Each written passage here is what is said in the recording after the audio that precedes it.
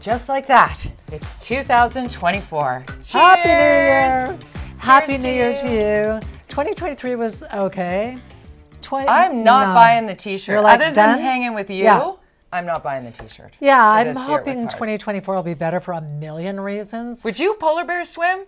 No, you know what? Derek did it. Look at Derek, this is our studio director, Derek Wong, who we have been still trying to get Married fixed up up. with somebody. This is married up and dadded up. This is a guy who is like an absolute prize lady. Such a so gem. reach out to us if you want to find out more. Let's see the video. There's the video splash. of him actually Come on, doing let's do it. I don't know if there's audio, but look at this. Woo! Look at you know what? I'm a cold so person. proud of you, I Derek. don't like being cold ever. Yeah. Certainly not jumping in the water on New Year's Day when it's like freezing. I love that you did that. You are gutsy as it gets. He and Nina Savage, of course, we mention them at the end of every show. Nina apparently also did a penguin plunge at Claims Kate's there's no Park, photos. at Kate's Park, but will not share any visuals with us. And speaking of cold weather, coming. bundle up because Burr. after kind of a really mild winter so far, It's been like April. bam,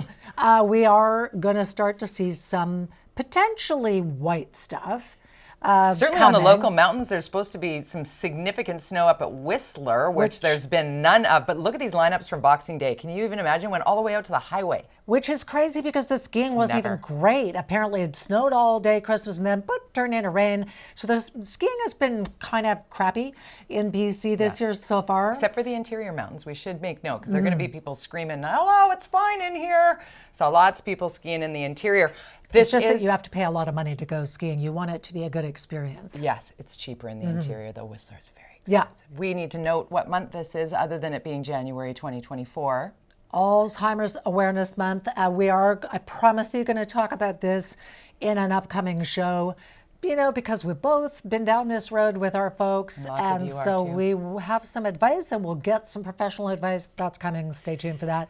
We also have a prize today. We do. Thank you very much to the BC Restaurant and Food Services Association. The BCRFA are sponsoring our viewing party. So every week we're going to have a restaurant. And the first nod goes to our restaurant that has been supporting Steel and Vance for a number of weeks, Roamers and Steamship. So you can choose whether you're in Vancouver or in Victoria for this prize. And how do you enter? Viewing party at checkmedia.ca. Please let us know where you're sending the email from, too, because we like to see we've got people watching all over Canada, actually. That's wild. And all over the province. So We that's love super it. fun. And thank you to the BCRFA. They are Yes. helping restaurants thrive, trying mightily. Ian Tostinson will be with us next week. Supporting local broadcasting. Yeah. Yeah. Right?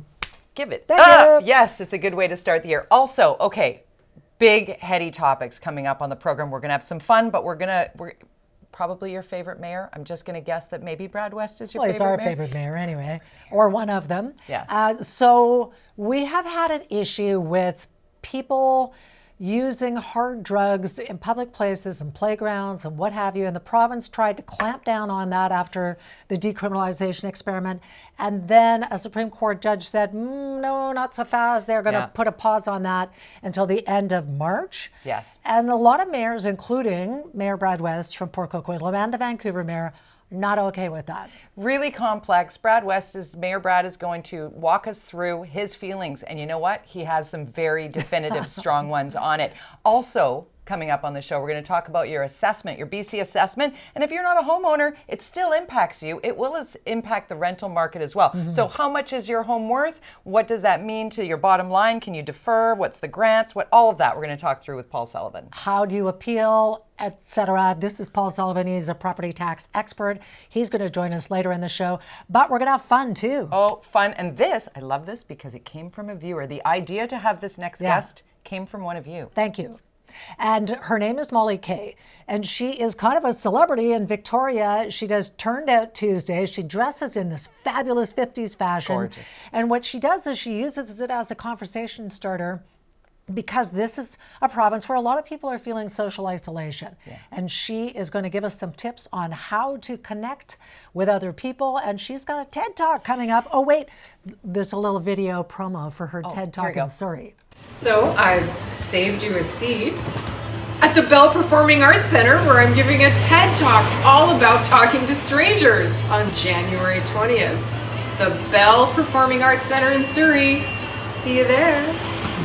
She looks like she could be your right sister. Here. You know what time it is? Oh, go ahead. It's time for headlines. Sorry, gotta get into our headlines, Linda. Indeed. Yeah, and it starts with, oh God, no way, another strike? Really? That's what's happening? Yeah, this one is a transit strike, potentially 72-hour strike notice. This would impact all of the Coast Mountain Buses? people, right, in Metro Vancouver. So that could be like a, not a very fun time. It's hard for people who can't afford the gas and the car and the insurance and the stuff. How do you get around if you can't get on the bus?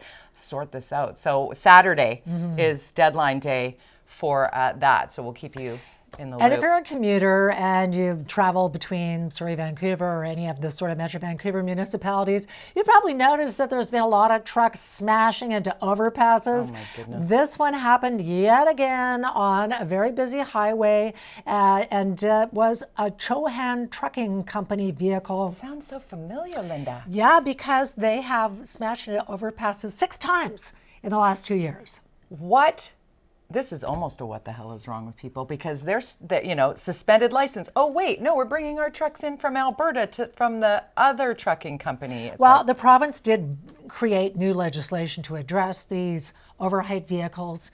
And firm enough, they clearly. did go in, boom, and they suspended that company's license. The entire fleet is off the road. But to your point, they have also a license in Alberta, and so they're just continuing to operate, which promoted this meme that people were talking about that I thought was really funny. Yeah, it should be obvious that your vehicle is overheight, or they're letting you go on the road with your load without having a proper discussion. Rage-inducing that this is happening as often. And you know what? Let's make those fines so steep that it's insurmountable, because it's ultimately back on us as taxpayers to fix the infrastructure that is damaged by these trucking companies or truck drivers, whoever wants to pass the buck to whatever. It is very basic to know how high your load is and how the overpasses are structured on your route. This is not rocket science. This is not. I am not okay with paying millions of dollars in repairs for bloody overpasses. Yeah. Come on, people. I'm also not okay with people not vaccinating their kids. I know I'm going to get a bunch of emails, and I don't care. As a mother, it makes me absolutely terrified at the low numbers of childhood vaccinations that are happening and flu shots for kids.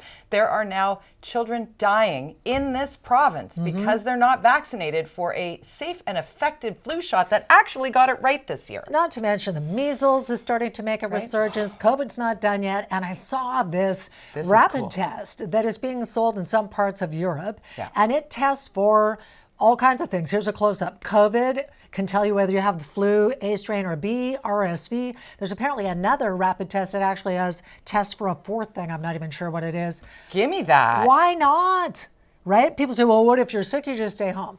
Except for that, you need to know within a certain window if you can take Paxlovid. Is that Paxlovid? Yeah, good one. Good one. Yeah. The antiviral medication. The flu one. I can't remember what it's called. Yeah. So you do need to know Tamiflu. You need to know within a certain period of time what you have and what medication is available. So that's why you test. Yeah. And another stay home. International story, and still people being pulled from the rubble from this. The earthquake, first thing on January 1st, right? Yeah. It was 4 o'clock in the afternoon, Japan time. Terrifying. Rescuers racing to find survivors. A man was pulled today. On January 4th. But look, the roads, the 7.6 magnitude quake and a tsunami warning. And then this. Oh my goodness. So this is a Japan Airlines passenger jet that ran into a Coast Guard plane that was doing quake relief. Yeah. I don't know how that happened. But there were lights out on the runway, apparently. There was there was an air traffic controller mix. This is a huge airport there. 379 people were on board that plane. They all got off safely. However, 5 people died on the Coast Guard plane. I don't even need to tell you about my fear of flying. I told you about that last week. You know, another thing that scares me, you found this one, and I really... Number one, I don't like people who take their pets shopping and tie them up outside for whatever reason. Just leave your pet at home. Leave your dog at home. Tying up your dog outside of a store or a restaurant or whatever, just don't do it.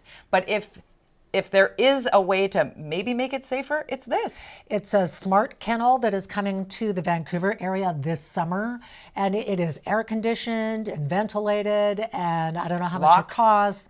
I don't know how I feel about it. I guess it's better Leave the than dog leaving at them just tied up outside, because we hear stories about people stealing dogs, trying to sell them. My girlfriend has a big dog, and whenever she went grocery shopping, she would give money to a person, like a homeless person or a panhandler who was outside the store, say, here's $10, make sure nobody touches my dog. And they would, gives me they the would do it. heebie-jeebies. It really, really does. Yeah. I mean, that's scary. Okay.